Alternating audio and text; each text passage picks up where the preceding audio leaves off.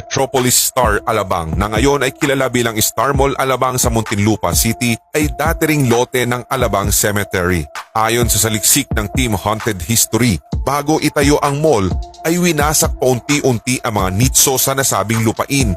Maraming residenteng naninirahan malapit sa lugar ang umalma para sa mga yumao nilang nakahimlay sa naturang sementeryo, habang ang iba naman ay walang nagawa kundi ilipat na lamang ang bangkay ng kanilang mahal sa buhay sa iba pang sementeryo.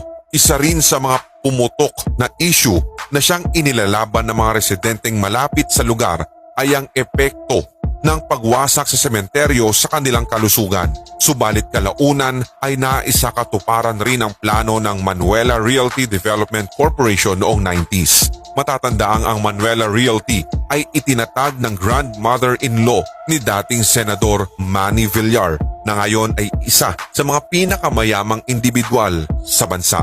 Ito rin ang pinakadahilan kung bakit maraming mga kwentong kababalaghan ang umikot sa Star Mall Alabang. Isa na nga rito ang pamosong magkasintahan na nanood ng sine sa naturang mall na kung saan sinasabing puno ang sinehan nang sila'y magtungo roon. Ayon sa kwento, naingayan pa nga daw ang lalaki sa ilang nanonood dahilan upang sila ay mapilitang lumabas at magreklamo sa security guard. Ngunit laking hilakbot ng magkasintahan nang sabihin ng guard na sila lang pala ang nanonood sa puntong yun. Bilang pruweba, ipinakita sa kanila ng security guard ang dalawang pinunit na tiket na kanilang binili.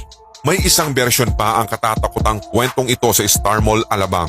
Ayon sa bersyon na ito, napagpasyahan ng magkasintahan na mag-movie date. Una pa lamang daw nilang pumasok doon ay may kakaiba na agad silang naramdaman, partikular yung lalaki.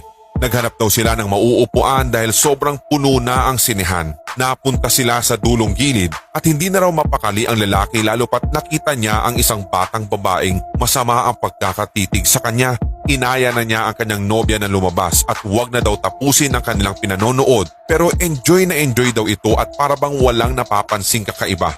Napasigaw na lamang ang lalaki nang pati ang katabi ng kanyang nobya ay nakatitig din sa kanya.